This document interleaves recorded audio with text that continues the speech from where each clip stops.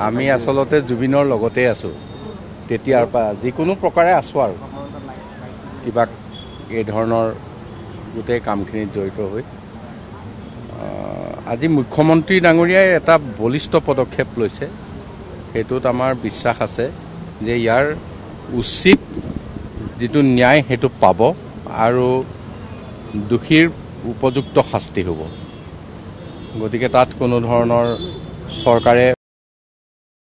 পিছুৱকি নাহে বা আপোচ নকৰে এইটো আপোনালোকে নিশ্চিত থাকক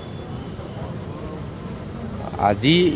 ইয়ালৈ মই মাননীয় মুখ্যমন্ত্ৰীৰ এক বাৰ্তা লৈ আহিছিলোঁ তেখেতৰ পিতৃ মোহিনী মোহন বৰঠাকুৰ তেখেতলৈ এক মাননীয় মুখ্যমন্ত্ৰীয়ে শোকবাৰ্তা প্ৰেৰণ কৰিছিল মই আনুষ্ঠানিকভাৱে তেখেতৰ হাতত অৰ্পণ কৰিছোঁ ঠিক তেনেকৈয়ে আমাৰ জুবিন গাৰ্গৰ পত্নী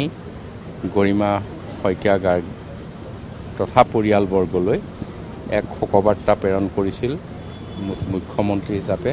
মাননীয় মুখ্যমন্ত্ৰীৰ এই শোকবাৰ্তা আনুষ্ঠানিকভাৱে দুয়োগৰাকীক আজি পৰিয়ালৰ দুয়োগৰাকীক আমি অৰ্পণ কৰিলোঁ আৰু সমবেদনা জ্ঞাপন কৰিলোঁ